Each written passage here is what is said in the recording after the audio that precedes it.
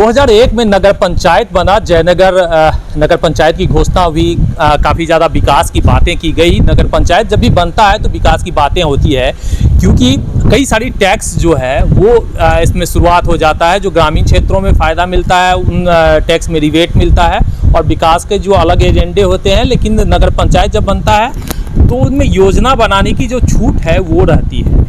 लेकिन नगर पंचायत के बावजूद जो जयनगर का विकास होना चाहिए था, हमने आपको कई सारे क्षेत्रों में दिखाया आपको कि विकास नहीं हो पाया। तो क्या यहाँ जितने भी प्रत्याशी खड़े हैं वो उन विकास के बारे में सोचते हैं या उनके पास में कोई रोड मैप है, विकास कर पाएंगे?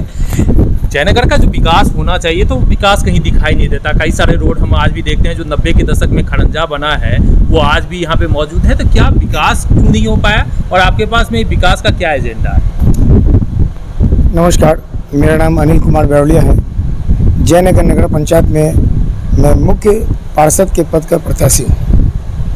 जहाँ तक विकास की बात आपने की है तो निश्चित तौर पर 2002 के बाद लगातार चुनाव होते रहे हैं नगर पंचायत के, और विकास की चर्चा बार बार होती है, पर विकास वास्तव में कहीं नजर नहीं आता। आप अगर सड़कों का हाल देखें, नालियों का हाल देखें तो आपको समझ में आएगा कि उसकी गुणवत्ता इतनी खराब है कि नाले का पानी सड़क पे बहता है। कहीं सड़क से ऊंचा नाला है, नाले का पानी आंगन की ओर जाता है, सड़क पे वर्षों वर्षों बहता रहता है। पानी का जल जमाव इस बुरी तरह बना हुआ है, किसी भी वार्ड में अगर आप जाएं तो हर जगह घर के आगे में पानी लगा हुआ है। नाले का पानी वहाँ के रुक जाता है, कोई ढलान नहीं है, कोई लेवलिंग नहीं है। जिधर पानी को जाना है उधर का नाला ऊँचा हो जाता है और जिधर नहीं जाना उधर नीचा हो जाता है। स्थिति बहुत बदतर हो रखी है। जो कुछ भी कार्य विकास के नाम पे किए गए वो बेतरतीब तरीके से किए गए। इसका कोई विशेष फायदा पूरे क्षेत्र में किसी को नहीं हुआ। और साथ ही कूड़े की जो स्थिति है हमारे शहर में, आप वार्डों में जाकर देखें, मोक्षधाम की ओर जाएं, पटना गति चौक के यू टर्न पे जाएं तो लगेगा जैसे ये कूड़े के ढेर पर ये शहर बैठा है। हमने देखा है कि कुछ दलित और महादलित बस्ती में भी जो आवास की जो योजनाओं का लाभ है या शिक्षा है वो सब मुद्दे पर भी काम नहीं हुआ है। देखिए, निश्चित रूप से शिक्षा पे, स्वास्थ्य पे, साफ सफाई पे निश्चित रूप से काम होना चाहिए। हम लोग कोरोना से निकले हुए लोग हैं, संक्रमण का एक भय बना रहता है और गंदगी का ये आलम है, पानी के जल जमाव की ये स्थिति बनी हुई है कि कभी भी कैसा भी एक नया संक्रमण लोगों को घेर सकता है और परिवार को परेशान कर सकता है।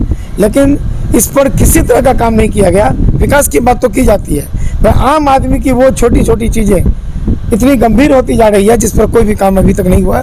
मैं समझता हूँ कि सबसे पहले उन चीज़ों पे काम करने की आवश्यकता है। तो आपने क्या कभी उन मुद्दों को छेड़ने की कोशिश किया, उन मुद्दों पर आवाज़ उठाने की कोशिश की जनताओं के साथ में? जी बिल्कुल। नगर पंचायत की जिम्मेदारी बनती है कि जब वो शहर से टैक्स लेती है, सभी तरह की टैक्स का उनका लेने का उनका अधिकार है। नहीं, वो तो ले रहे हैं, आपने ध्यान आकृष्ट कराया? बिल्कुल।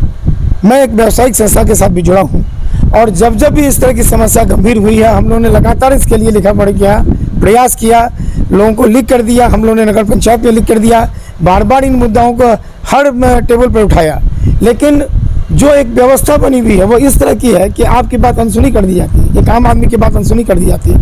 आज जो स्थिति बनी हुई है, आप कहीं भी जाके आम आदमी से बात करें, किसी वार्ड में चले जाएं, आपको खुद समझ में आ जाएगा कि लोगों को बिल्कुल अनदेखा कर दिया जाता है, उनकी किसी बात को नहीं सुना जाता और विकास अपने तरीके से किया जाता है। जो विकास की मांग है आम आदमी की, उस पर बिल्कुल ध्यान नहीं दिया जाता। आपने कहा व्यवसायी प्रकोष्ठ से जुड़े हुए हैं, व्यवसायी क्षेत्र से हैं, तो व्यवसाय और राजनीति दोनों में भिन्नता होती है। सड़क पे उतर करके संघर्ष करना होगा, जबकि व्यवसाय में दुकान से चलता है, व्यवसाय चलता है। तो अब दोनों में अंतर, दोनों में तालमेल आप कैसे बैठाएंगे?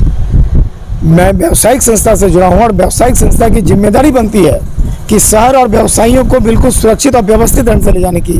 और दर्जनों बार ऐसे मौके आए हैं कि सड़क पर उतर के हम लोगों ने गलत का विरोध किया है।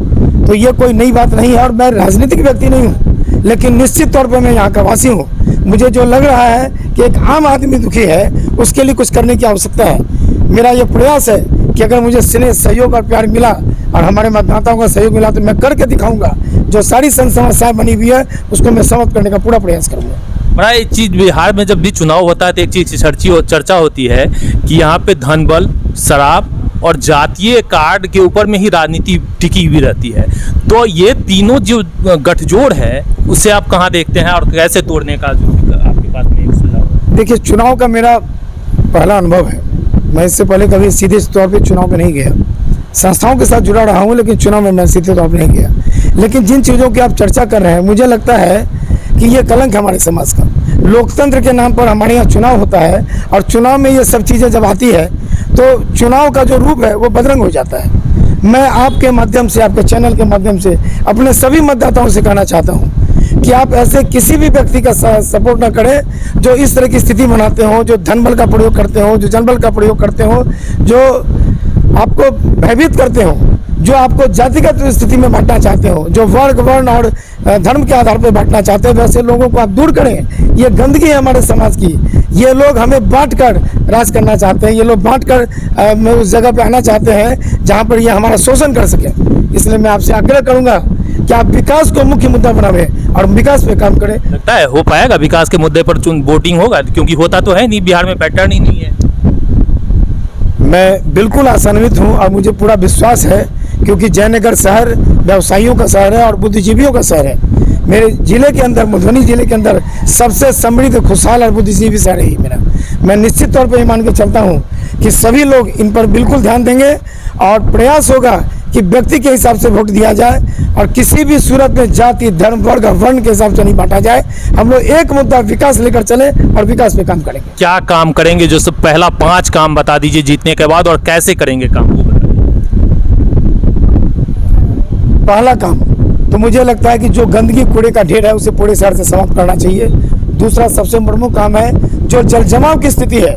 आप कई वार्डों में जाओ तो महीनों महीनों पानी लगा रहता है। कई मकान ऐसे हैं जिसके आगे और पीछे पानी का अंबर लगा हुआ है और महीनों तक रहता है। वो पानी की बदबू करती है और प्रदूषण करता है। मैं समझता हूँ उस पर भी काम करने की आवश्यकता है। ड्रेनेज सिस्टम को तैयार करके शहर के अंदर जल जमाव को समाप्त करने की आवश्यकता है। उसके बाद हमें आना चाहिए स्वास्थ्य पे। स्वास्थ्य व्यवस्था बहुत कमज़ोर है, उस पर ध्यान देना चाहिए। इसके अलावा शिक्षा के स्तर पर भी हम लोग को प्रयास करना चाहिए। एक ग्रीन सिटी और क्लीन सिटी बनाने का हमको प्रयास करना चाहिए, जिसमें पूरी ताकत, पूरी इच्छा शक्ति के साथ मैं इसको काम करूँ। फंड और पावर है उतना? मैं समझता हूँ कि सरकार की तरफ से फंड की कोई कमी नहीं है, लेकिन उसका उपयोग बेहतर तरीके से नहीं किया जाता है। इसलिए वो पैसा आके भी कहीं ना कहीं नुकसान हो जाता है।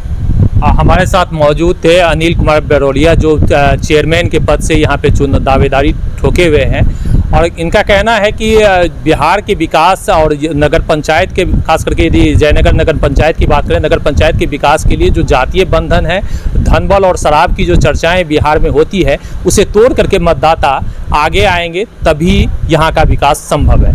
मिलते हैं फिर अगले वीडियो में, तब तक के लिए दीजिए हमें इजाज़त।